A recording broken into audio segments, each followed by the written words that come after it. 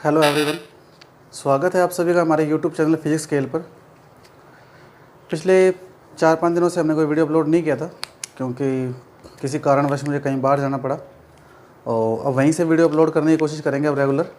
तो आज हमारा जो लेसन 2 तो जो पिछले टॉपिक हमने पूरा कर लिया था, लेसन 2 हमारा कंप्लीट हो चुका है। तो फिजिक्स स्केल पर आपको +2 का लेसन फर्स्ट और लेसन जो 2 है वो दोनों वीडियो आपको कंप्लीट मिल चुके हैं। लेसन 2 के बाद हमने लेसन 3 शुरू किया था और लेसन 3 के हमने 2 वीडियो अपलोड किए थे, जहां हमने विद्युत विभव विभवांतर की परिभाषाएं पढ़ी थी, उनका हमने भौतिक अर्थ पढ़ लिया, उनके मात्रक पढ़ लिए, उनके फॉर्मूले पढ़ लिए और जो नॉर्मल फैक्ट्स थे हमने उनके बारे में चर्चा कर ली है। आज हम लेसन 3 से संबंधित अगला जो टॉपिक है उसके बारे में चर्चा करेंगे। लेसन 3 जो इसका नाम विद्युत विभव है, विद्युत विभव। तो लेसन 3 से संबंधित अगला जो टॉपिक है आपका विद्युत विभव, उसमें हमारा एक स्पेशल नोट है।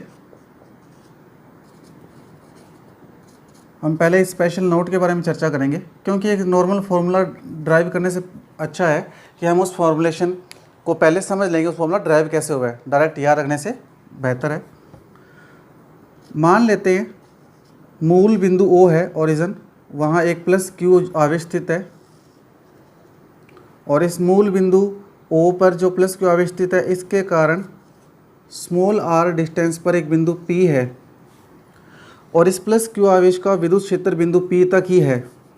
कहने का तात्पर्य है कि +Q आवेश का जो विद्युत क्षेत्र होगा वो बिंदु P तक है, मतलब इतना इतना एरिया ये कवर कर रहा है बिंदु P तक। तो बिंदु P तक इस मूल बिंदु O पर स्थित +Q आवेश का विद्युत क्षेत्र विद्यमान है। ये देखिए आप यहाँ तक।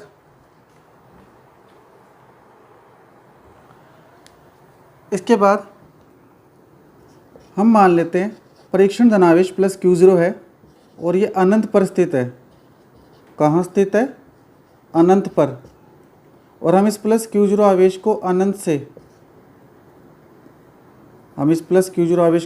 से इस +Q के विद्युत क्षेत्र में लेके आ रहे हैं धीरे धीरे। ये अनंत पर स्थित है और हम इसे +Q0 आवेश को अनंत से विद्युत क्षेत्र के भीतर लेके आएंगे। तो अगर हम थोड़ा ध्यान से देखें तो इस +Q0 आवेश को अनंत से बिंदु P तक लाने में कोई कार्य नहीं होगा। क्यों नहीं होगा? क्योंकि हम ये जानते हैं कि +Q आवेश जिसका विद्युत क्षेत्र बिंदु P तक है, बिंदु P के बाद विद्युत क्षेत्र नहीं है, तो इस प्रेक्षण धनावेश +Q0 पर किसी भी प्रकार का कोई आकर्षण या प्रतिकर्षण बल विद्यमान नहीं होगा, नहीं लगेगा। और जब तक इस पर कोई बल आरोपित नहीं होगा तब तक हमें कोई कार्य नहीं करना पड़ेगा, क्योंकि कार्य तभी करना होता है जब उस पर कोई बाह्य बल कार्य कर रहा होता है। जैसे ही हम +Q0 आवेश को बिंदु P पर ले आएंगे, ये मैं रेड पेन से डिनोट कर देता हूँ कि यहाँ आ गया आवेश। तो +Q0 आवेश जैसे ही बिंदु P पर पहुँचेगा, अब ये +Q आवेश इस पर बल लगाएगा, विद्युतीय बल, और विद्युतीय बल लगाएगा तो दोनों की समान प्रकृति होने के कारण ये इस पर बाहर की ओर बल लगाएगा विद्युतीय बल, और उस विद्युतीय बल की दिशा कैसे होगी? बाहर की ओर। तो जो F वेक्टर है वो बाहर की ओर होगा। और हम जानते हैं कि जहाँ विद्युतीय बल लगता है उसी दिशा में क्या होता है? विद्युत क्षेत्र भी होता है। जहाँ प्रेक्षण धनावेश गति करता है उसी दिशा में क्या होता है? विद्युत क्षेत्र। तो विद्युत क्षेत्र भी बाहर की ओर ही कार्य करेगा। तो ध्यान से देखिए दोबारा से, मूल बिंदु O पर एक +Q आवेश स्थित है और इसके कारण स्मॉल r दूरी पर एक बिंदु P है, जहाँ तक इस +Q आवेश का विद्युत क्षेत्र है इतना इतना एरिया वही कवर कर रहा है। +Q0 आवेश को अनंत से लेके आ रहे हैं और अनंत से जब बिंदु P तक लाते हैं तब तक तो कोई कार्य नहीं करना पड़ता। क्यों? क्योंकि वहाँ तक इसके पहले कोई विद्युत क्षेत्र विद्यमान नहीं है, तो कोई बल कार्य नहीं करेगा। जैसे ही बिंदु P पर लेके आते हैं और इसे अंदर लेके जाते हैं तो विद्युत क्षेत्र विद्यमान होने के कारण ये +Q आवेश इस +Q0 को प्रतिकर्षित करेगा, बाहर की ओर धक्का देगा, तो बल लगेगा बाहर की ओर। और जहाँ बल लगता है या जहाँ +Q0 आवेश गति करता है वही क्या होता है? विद्युत क्षेत्र की दिशा। तो ये आपका बाह्य विद्युतीय बल की दिशा और ये विद्युत क्षेत्र की दिशा। और जिस बल से हम इसको लेके आ रहे हैं वो बल कितना है? F' वेक्टर, जिससे हम इसको अंदर की ओर लेके आ रहे हैं। तो हम थ्योरी में क्या लिखेंगे? मैं आपको यहाँ थ्योरी रिपीट कर देता हूँ इसकी, आप थ्योरी को नोट डाउन कर सकते हैं। चित्रानुसार मूल बिंदु O पर एक प्लस Q आवेश स्थित है। इस प्लस Q आवेश के कारण स्मॉल r दूरी पर स्थित बिंदु P तक प्लस Q आवेश का विद्युत क्षेत्र विद्यमान है। फिर नई लाइन से, परीक्षण धनावेश प्लस Q0 को अनंत से जब बिंदु P तक लाया जाता है तो बिंदु P से पूर्व तक प्लस Q0 आवेश को, परीक्षण धनावेश प्लस Q0 आवेश को अनंत से बिंदु P तक लाने में कोई कार्य नहीं किया जाता, क्योंकि वहाँ तक कोई भी विद्युत क्षेत्र विद्यमान नहीं है। फिर नेक्स्ट लाइन से, परंतु बिंदु P पर लाने के पश्चात जैसे ही इसे अंदर लेके जाते हैं प्लस Q आवेश के विद्युत क्षेत्र के कारण परीक्षण धनावेश प्लस Q0 पर विद्युतीय बल कार्य करता है, जिसकी दिशा चित्र में प्रदर्शित है बाहर की ओर। अतः नई लाइन से लिखेंगे, अतः प्लस Q0 आवेश को P से Q तक, एक नया बिंदु डिफाइन कर देता हूँ मैं यहाँ पर Q, और इसकी डिस्टेंस कितनी है dr। अतः प्लस Q0 आवेश को बिंदु P से Q तक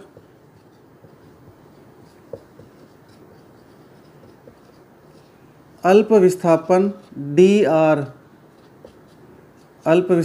dr देने में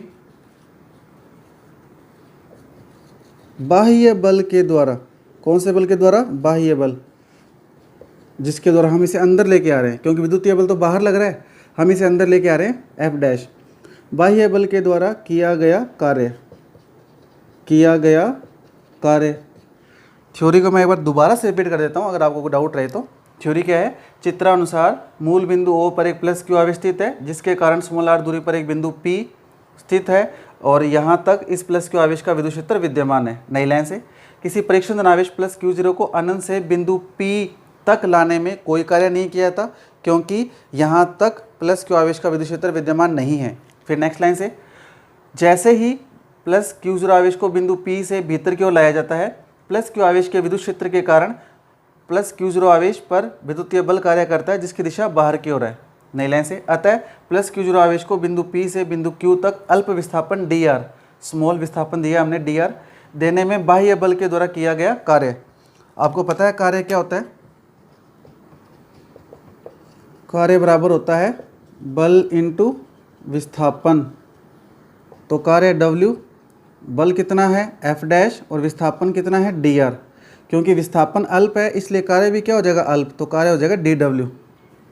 हम ये मान लेते हैं जो बाह्य बल है वो बाह्य बल परिमाण में विद्युतीय बल के बराबर है, बाह्य बल जो है परिमाण में विद्युतीय बल के बराबर है, क्योंकि बाह्य बल हम कितना लगाएं, अगर हम बाह्य बल विद्युतीय बल से कम लगाएंगे, मतलब ये ज़्यादा है F और ये कम है, तो हम अंदर नहीं ला सकते।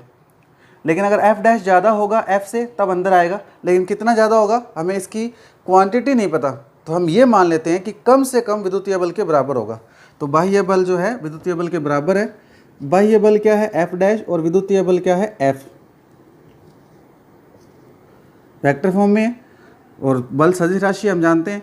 तो देखिए ये F और F डैश की दिशा, रेड पेन से जो ये लिखा है मैंने, ये विद्युतीय बल है और ये बाह्य बल है, दोनों एक दूसरे का अपोजिट है। बाह्य बल से हम अंदर लेके आ रहे हैं और विद्युतीय बल कहाँ लग रहा है बाहर की ओर, तो दोनों एक दूसरे का अपोजिट है, तो बराबर करने के लिए क्या आएगा माइनस साइन, क्योंकि दो सदिश राशियाँ यदि दिशा विपरीत होती है तो उनको बराबर करने के लिए माइनस साइन लगाया जाता है।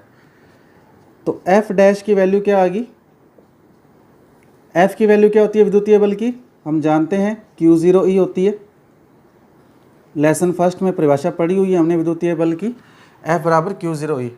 तो F डैश की जो वैल्यू है वो क्या आ गई आपके पास, F डैश की वैल्यू आ गई माइनस Q0E।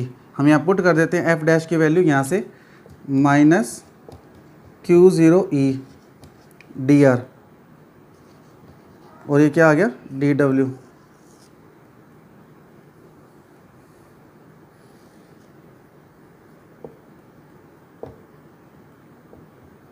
ठीक है, अगर आपको किसी को ये प्रॉब्लम हो कि ये Q0E कैसे आया है, तो हम ये जानते हैं E जो होता है वो क्या होता है F अपॉन में Q0, तो यहाँ से F की वैल्यू क्या आएगी Q0E, ये हमने पढ़ा हुआ है लेसन फर्स्ट के अंदर कम्प्लीटली। तो ये वैल्यू आ गई, तो कार्य बराबर बल इंटू विस्थापन, बल और विस्थापन के अदिश गुणनफल के बराबर होता है, तो डी डब्ल्यू बराबर आएगा F dash dot D R vector, बल और विस्थापन के अदिश गुणनफल के बराबर होता है कार्य। विस्थापन अल्प है तो कार्य भी क्या हो जाएगा अल्प। एफ डैश की वैल्यू हमने एफ के बराबर रखी है, बाह्य बल के बराबर रखी है, और बाह्य बल की वैल्यू क्या है Q0 E, ये हम जानते हैं। ये आपके पास अल्प कार्य आ गया। अगर आपको विद्युत क्षेत्र में Q0 को लाए तो और किया गया कुल कार्य निकालना हो, तो कुल कार्य कैसे निकालेंगे हम? कुल कार्य निकालने के लिए हम करेंगे समाकलन। तो इसके बाद देखिए हम क्या लिखेंगे,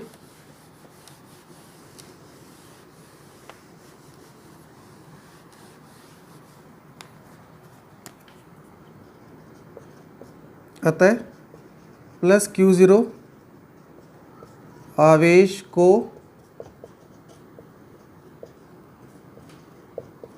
विद्युत क्षेत्र में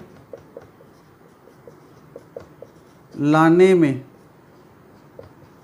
किया गया कुल कार्य कैसे निकालते हैं? W बराबर इंटीग्रेशन dw को इंटीग्रेशन कर दें तो dw की वैल्यू पुट करो आप।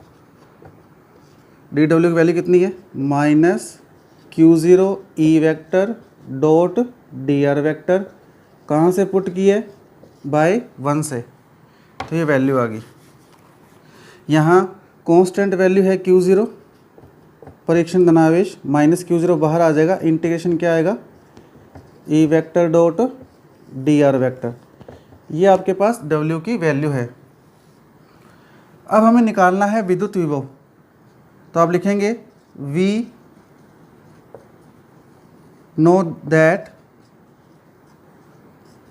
विद्युत विभव V बराबर क्या होता है? W अपन प्लस Q0। तो यहाँ से V कितना आएगा देखिए, प्लस Q0 अपन में पड़ा है। W की जो वैल्यू है हम समीकरण 2 से पुट कर देते हैं, तो समीकरण 2 से W की वैल्यू कितनी है? Minus Q0 integration E vector dot dr vector, Q0 से Q0 क्या हो गया? कैंसल, और प्लस का माइनस है गुणा माइनस, तो आपके पास V की वैल्यू बचेगी minus integration E vector dot dr vector. ये जो वैल्यू है, ये जो फॉर्मूला है, ये मोस्ट इंपॉर्टेंट है विभव का। तो विभव का फॉर्मूला क्या आया? V is equal to integration E vector dot dr। ये इंटीग्रेशन का फॉर्मूला है विद्युत क्षेत्र और विस्थापन के पदों में। तो यदि आपको किसी आवेश को विस्थापित करना है विद्युत क्षेत्र के अंदर, विद्युत क्षेत्र E दिया है और विस्थापन दिया है dr, तो हम उस समय विभव कैसे निकालेंगे? V is equal to integration E vector dot dr। विद्युत क्षेत्र और विस्थापन के अदिश, डॉट का मतलब क्या होता है? अदिश गुणनफल का समाकलन कर दें तो हमारे पास क्या मिलेगा? विद्युत विभव। तो ये आपके पास फॉर्मूला है विद्युत विभव का। इसी फॉर्मूले को हम और ड्राइव करना चाहें तो हम और थोड़ा सा लिख सकते हैं इसे।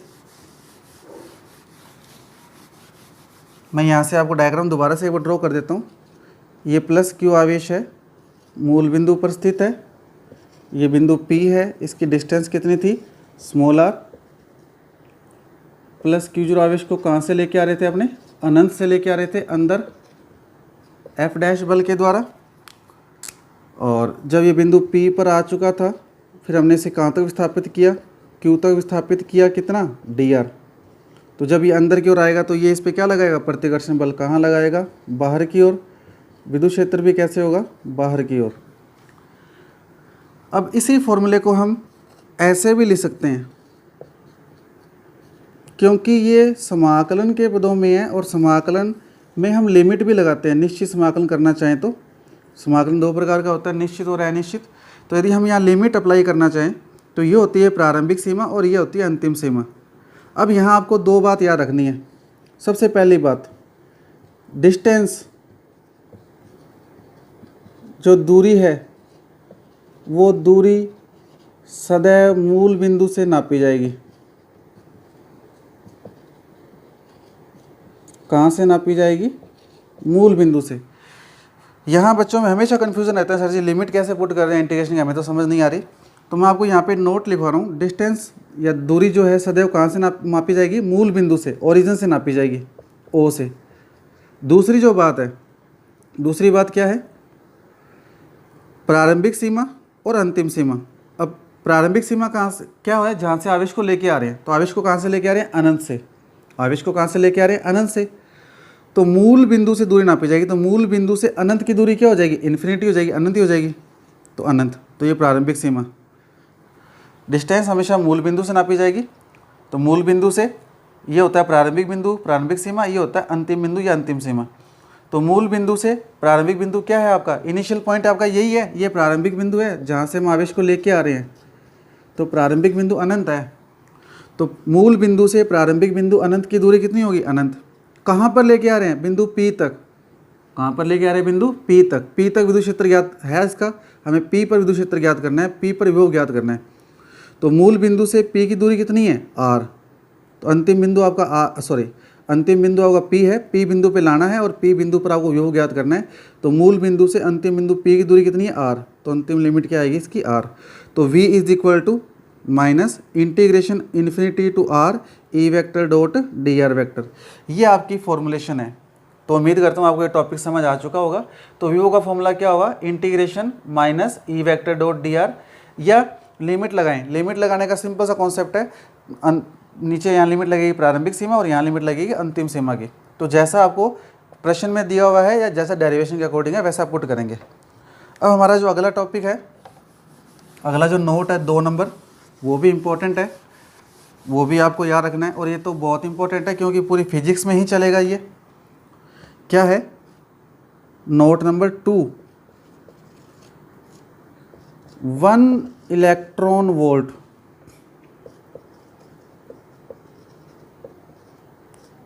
1 इलेक्ट्रॉन वोल्ट। सबसे पहली बात तो 1 इलेक्ट्रॉन वोल्ट मात्रक किसका है, 1 इलेक्ट्रॉन वोल्ट ऊर्जा का मात्रक है।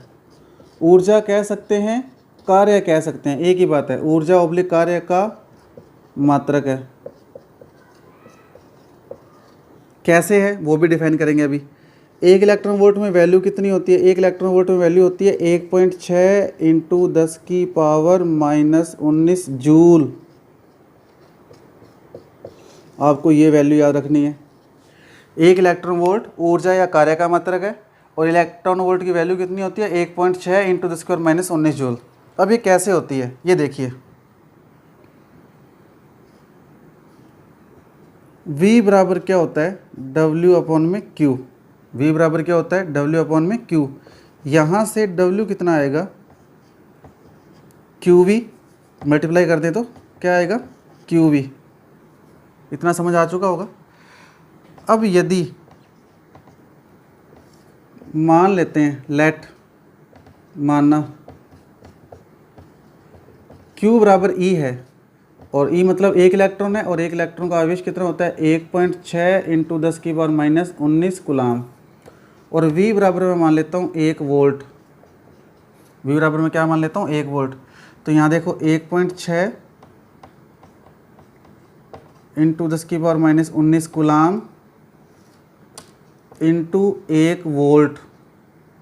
मैं इसको रेड पेन से लेता हूँ ताकि आपको अलग से दिखे, ये इंटू 1 वोल्ट। तो देखो ये 1 इलेक्ट्रॉन की वैल्यू आवेश 1.6 10 की पावर -19 कूलाम और ये 1 वोल्ट विभव। अब इस वैल्यू को हल करें तो देखो हल करेंगे तो वैल्यू क्या बनेगी आपके पास, W बराबर 1.6 इंटू 10 की पावर -19 इंटू 1। इस 1 को जब मैं इससे गुणा करूँगा तो सेम वैल्यू बचेगी, गुणा में क्या बचेगा, कूलाम इंटू वोल्ट। वैल्यू आ गई 1.6 इंटू 10 की पावर -19 और कूलाम इंटू वोल्ट क्या होता है, जूल, क्योंकि W के बराबर है, कूलाम इंटू वोल्ट जूल होता है। तो देखो W बराबर कितना आया, 1.6 इंटू 10 की पावर -19 जूल आया। ये 1 इलेक्ट्रॉन वोल्ट की वैल्यू समझ आ रही होगी बात। यहाँ से 1 इलेक्ट्रॉन, इलेक्ट्रॉन मतलब ये रहा, वोल्ट मतलब विभव। तो 1 इलेक्ट्रॉन की जगह 1 इलेक्ट्रॉन का आवेश, वोल्ट की जगह 1 विभव, और ये किसके बराबर है, जूल के, ये रहा जूल के बराबर।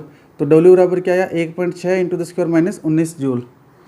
और ये आया कहाँ से, विभव के फॉर्मूले से, V बराबर W अपॉन में Q। W बराबर QV होता है। यहाँ से W बराबर 1.6 10 की पावर -19 ये एक इलेक्ट्रॉन है, ये रहा एक इलेक्ट्रॉन, इनटू में क्या है वोल्ट, तो एक इलेक्ट्रॉन इनटू वोल्ट किसके बराबर है, डब्ल्यू के। तो देखो एक इलेक्ट्रॉन वोल्ट इनटू किसके बराबर है, डब्ल्यू के, जूल के, और वैल्यू इतनी आ गई। अब इसका फॉर्मूला बनाए हम, क्या बनाए इसका फॉर्मूला, सॉरी परिभाषा, डेफिनेशन बनाए हम इसकी। डेफिनेशन को लिखना चाहें तो हम यहाँ से डेफिनेशन को नोट डाउन कर सकते हैं। यदि एक इलेक्ट्रॉन को, किसको, एक इलेक्ट्रॉन को, ये रहा एक इलेक्ट्रॉन को, एक इलेक्ट्रॉन को हम मूल आवेश भी कह सकते हैं। क्या कह सकते हैं, मूल आवेश। मूल आवेश का मतलब न्यूनतम आवेश है ये, इसी को मूल आवेश कहते हैं। यदि एक इलेक्ट्रॉन यानी मूल आवेश को 1 वोल्ट विभवांतर के द्वारा त्वरित करें, त्वरित का मतलब गति करवाएं इसे ऊर्जा देकर। यदि एक इलेक्ट्रॉन या मूल आवेश को 1 वोल्ट विभवांतर के द्वारा त्वरित करवाया जाए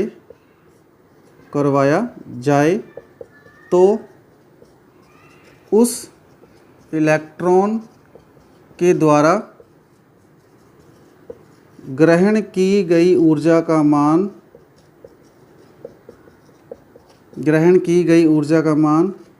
1 इलेक्ट्रॉन वोल्ट होगा। ये आपकी परिभाषा है। यदि एक इलेक्ट्रॉन को या मूल आवेश को 1 वोल्ट विभवांतर के द्वारा, एक इलेक्ट्रॉन को 1 वोल्ट विभवांतर के द्वारा त्वरित करवाया जाए तो उस इलेक्ट्रॉन के द्वारा ग्रहण की गई ऊर्जा जो जूल में है कितनी होगी, 1 इलेक्ट्रॉन वोल्ट। ये आपकी डेफिनेशन है। तो आपके पास वैल्यू आ चुकी है 1 इलेक्ट्रॉन वोल्ट की। ये 1 इलेक्ट्रॉन वोल्ट की वैल्यू 1.6 इंटू 10⁻⁹ जूल होती है, वो मैंने डिफाइन कर दी। डेफिनेशन है, यदि एक इलेक्ट्रॉन को या मूल आवेश को 1 वोल्ट विभवांतर के द्वारा त्वरित किया जाए तो उस इलेक्ट्रॉन के द्वारा ग्रहण की गई ऊर्जा का मान कितना होगा, 1 इलेक्ट्रॉन वोल्ट। तो मिलते हैं हम अगले वीडियो में। उम्मीद करता हूँ आपको आज का हमारा सेशन पसंद आया होगा, और अगर आपका इससे संबंधित कोई क्वेश्चन या कोई क्वारी है तो आप हमें कमेंट बॉक्स में कमेंट करके पूछ सकते हैं। धन्यवाद आप सभी का।